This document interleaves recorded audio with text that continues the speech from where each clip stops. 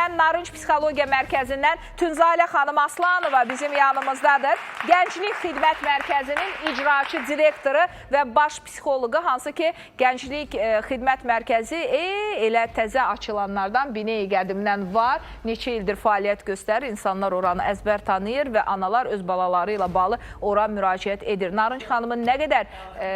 Tünzalə xanım üçünmü? Bəli. Narınc xanımgilin əslində komandasının Tünzalə xanım başda olmaqla digər komanda üzvləri ümumiyyətlə o qədər özlərini, belə deyim də, nəticələrini, uğurlarını nümayiş elətdiriblər ki, bizim digər dəhlizdə nə qədər sizin ünvanınıza gələn uşaqlar var, nə qədər növbət tutan valideynlər var və biz hamıya deyirik ki, zaman-zaman hamıya yardım edəcəyik. Bu dəfə isə bizə Nəzrin balamız var, hansı ki, bir vaxtlar Nəzrinin ailəsi qardaşı üçün Narınc Psixologiya Mərkəzinə müraciət etmişdi. Təsəvvür edin, bugün Nəzrin, 8 yaşlı Nəzrin özü üçün Narınc Psixologiya Mərkəzinə müraciət edib. Videonu dəvət edib, onu bura çağıracağıq.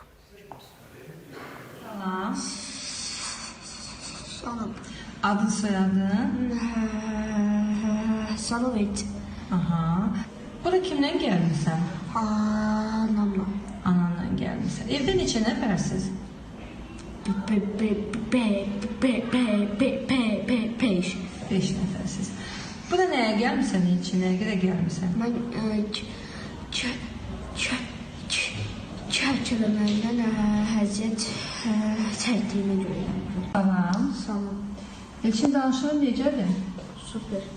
Nə danışaq bilərsən mənə? Nə istəsəz danışabilirim. Danış gör. Çandıxa və muzdur. Biri var idi, biri yox idi. Keçmiş zamanlarda bir çandıxa var idi. Bu çandıxanın sarsız, hesabsız qoyun quzusu vardı. Bravo valla, nə deyəsən?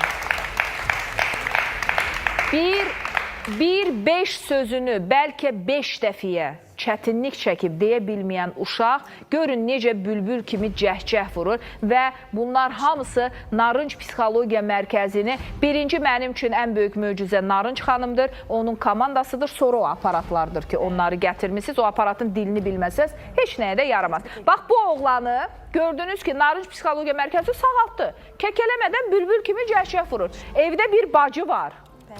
Bacıda da bu problem var, 8 yaşında və bacı deyir ki, bəlkə məni də verəsiniz, qız uşaqları xüsusən kompleks yaşayırlar bununla bağlı və bugün Narınc Psixologiya Mərkəzinə bizim balamızın bacısı Nəzrin əmanət edəcək. Nəzrin, gəl görüm gözəl qızım, gəl, sən xoş gəlmisən, necəsən? Gəl, xoş gəldin. Necəsən Nəzrin? Yaxşıyam. Yaxşısan, səndə nə problem var qızım, xoş gəldiniz?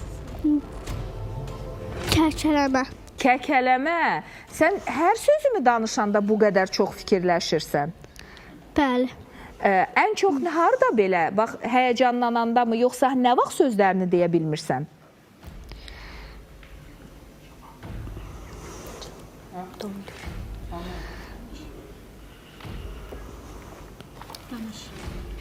Dərs danışanda Nəzrin?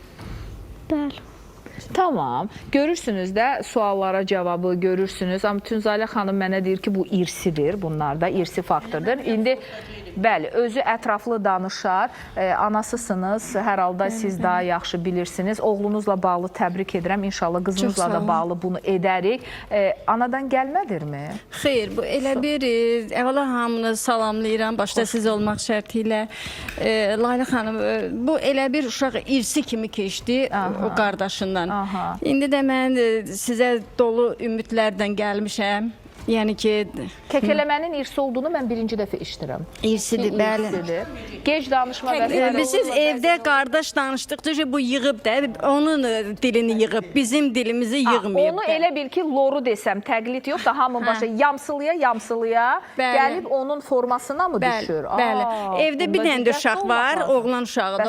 O yaxşıdır. o Onun götürməyib. neçə yaşı var? 16 yaşı var. Ha, o 17. keçdi artıq o Hə, dönəmi. o götürüb, Aha. bu götürüb də. Bu Məsələ götürdü. odur da Lalə xanım, yaradan səbəb kimi deyil, amma artıran səbəb kimi bəli irsi faktorlar var. Elə biz buradan da vurğulayaq. Bəzən elə çox böyük səhlənkarlıqlar edirlər valideynlər ki, irsidir, atasında da olub, qardaşında da olub deyə uşaqları ləngidirlər və düşünürlər ki, bu irsidir və Məsələn, 8 yaş düzəlməyəcək. ləngiyibmi Nəzrin?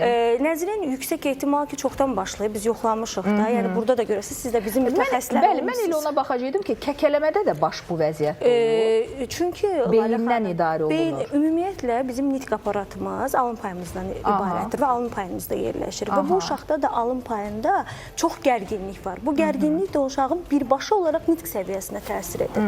Təkanverici amil kimi stres faktorları, gərginlik, evdə bir uşağın və yaxud da atanın da olması təkan verir. Hər birimizin başında kəkələmə ocağı zaten var. Müəyyən bir situasiya olur ki, hamımızın nitqində müəyyən tutulmalar da belə deyək, duraqsamalar olur. Amma biz sonraki etapda onu idarə edə bilərik. Əgər bu xəstəlik dərəcəsi deyilsə, amma bəzi uşaqlarda və ya böyüklərdə bu xəstəlik dərəcəsi olur və onlar idarəni itirirlər və istənməyən halda kəkələmə başlayır. İdarə edə bilmədiklərinə görə, gərginlik çoxaldığına görə nitqə təsir edir və nitq başlayır. Qarışıq ola bilər, tonik ola bilər, klonik ola bilər. Çünki kəkələmənin o qədər çox növü var. Aydındır. Bizim nəzrinimizdə daimi kəkələmədir.